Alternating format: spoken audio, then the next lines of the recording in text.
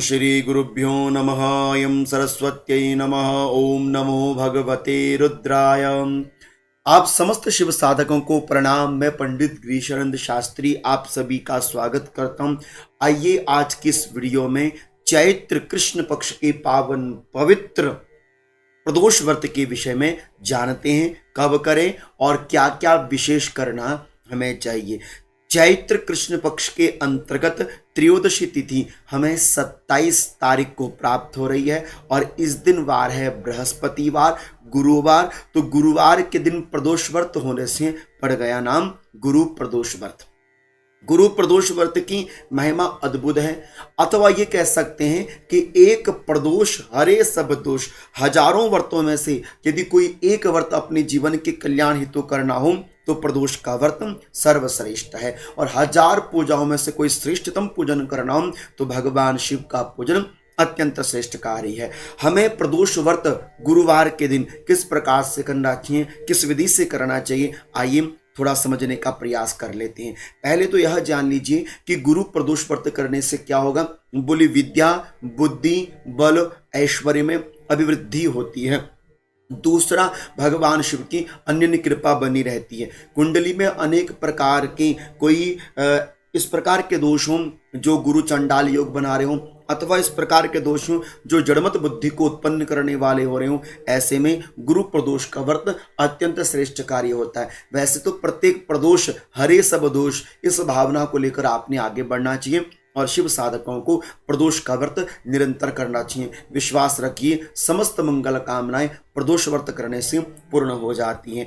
व्रत का विधान क्या होना चाहिए। 27 दिनांक को यदि मार्च को बृहस्पतिवार के दिन प्रदोष व्रत है तो उससे एक दिन पूर्व अर्थात कि 26 तारीख को आपने संध्या काल के समय शिवालय में जाकर एक दीपदान करना चाहिए, प्रणाम करना चाहिए महादेव को, आशीर्वाद लेना चाहिए कि बाबा आए अगले दिन और आपका पूजन करें।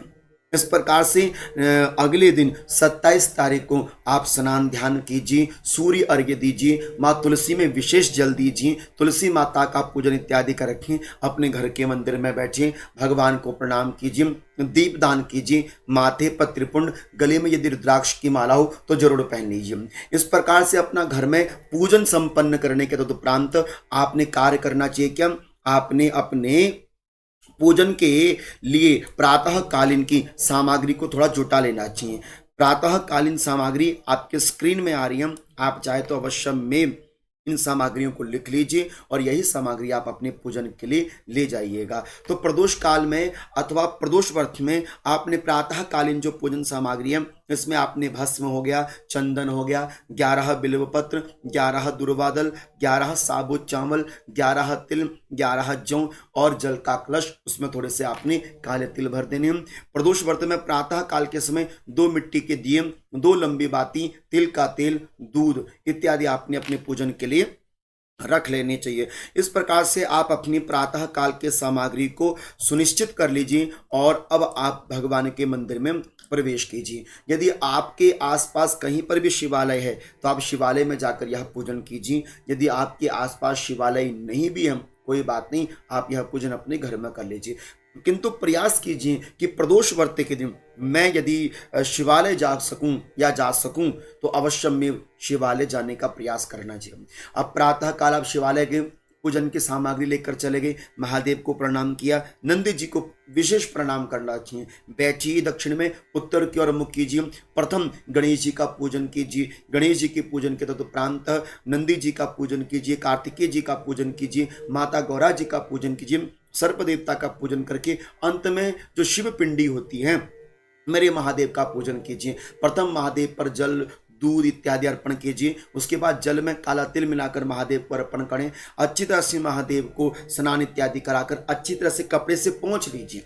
पहुंचने के बाद महादेव को भस्म का तिलक लगा दीजिए। भस्म का तिलक लगाने के उपरांत भगवान को अक्षत चढ़ा दीजिए। उसके उपरांत आपके पास पत्र पुष्प है, महादेव को अर्पित कर दीजिए। विशेष इसमें यह है कि जो आपने 11 सामग्रियां एकत्रित करी हैं अब आप महादेव पर अर्पण कीजिए। इकट्ठी मत चढ़ाइएगा, एक एक करके चढ़ाना। ओम नमो भगवते रुद्राय, ओम नमो भगवते रुद्राय। प्रत्येक वस्तु को चढ़ाते समय मान लीजिए कि आप यदि अक्षत चढ़ा रहे हैं, ओम नमो भगवते रुद्राय, एक अक्षत इस प्रकार से पकड़कर महादेव को चढ़ाएं। एक एक बिल्वपत्र ओम नमो भगवते रुद्राय कहते हुए महादेव को चढ़ाएं। एक एक पुष्प ओम नमो भगवते रुद्राय बोलते हुए महादेव को चढ़ाएं। इस प्रकार से अपनी संपूर्ण सामग्री महादेव को अर्पित कर दीजिए, महादेव को प्रणाम कीजिए। बृहस्पतिवार के दिन मूल है, तो इसलिए मैं चाहूंगा कि पीली चने की जो दाल होती है वह भी 11 दाने आपने शिव जी पर जरूर चढ़ाने हैं। और कनेर का पुष्प अथवा कोई पीला पुष्प आपको मिल जाए तो बृहस्पतिवार के दिन आपने अवश्य में महादेव पर अर्पित करने चाहिए। इस प्रकार से प्रातः काल का पूजन आपने संपन्न कर लिया। आप अपना नियम बना के रखें, अत्यधिक कोई खान पान ना हो, अत्यधिक शयन ना हो, बहुत सुंदर व्यवस्था बनाकर आपने सारी व्रत की प्रक्रियाओं को निभाते हुए अब संध्या काल के समय जब प्रवेश करेंगे तो 6:30 से लेकर 8:30 के मध्य में आपने प्रदोष काल का पूजन करना चाहिए। सबसे सुंदर इसमें यह है कि आपने प्रदोष में ही भगवान शिव का विशेष पूजन करना है, क्योंकि प्रदोष काल के समय ही मेरे महादेव माता पार्वती जी के संग भ्रमण कार्य में निकलते हैं, भ्रमण क्षेत्र में निकलते हैं। इसलिए आपने महादेव का जरूर पूजन करना है प्रदोष काल के समय। अब आपने प्रदोष के समय सामग्री रखनी है जो मैं आपके स्क्रीन में देता हूं, आप इसको नोट डाउन कर लीजिएगा।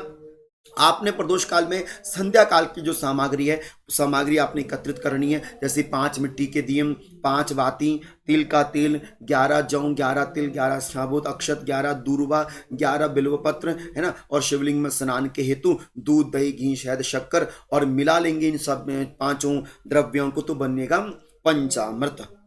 इस तरह से आपने इन 5 सामग्रियों को एकत्रित कर लेना चाहिए। अब आपने शिवालय में पहुंचकर भगवान शिव का वैसे ही पूजन करना है जैसे आपने प्रातः काल किया था। संपूर्ण पूजन कीजिए। 11 जौ, 11 तिल इत्यादि चढ़ाइए। 11 चने की दाल चढ़ाना, बृहस्पतिवार है, और हो सके तो कनेर का पुष्प अथवा पीला पुष्प आप अर्पण कर देंगे। अब इसमें देखिए दीपदान का महत्व है। प्रातः काल के समय 2 दिए कहे थे हमने, तो एक दीपदान आपने शिवालय में, दूसरा दीपदान आपने करना चाहिए बेलपत्र के पेड़ में। जब भी आप शिव का पूजन करो हमेशा इस बात को याद रखिएगा कि शिव पूजन के साथ साथ आपने बेल वृक्ष का पूजन जरूर करना है, ठीक है। और इसी प्रकार से आपने संध्या काल के समय अपना संपूर्ण पूजन कर लिया। संपूर्ण पूजन करने के तत्पश्चात आपने क्या करना है, दीपदान करना है। पहला दीपदान गणेश जी के सामने, बुद्धि की प्राप्ति।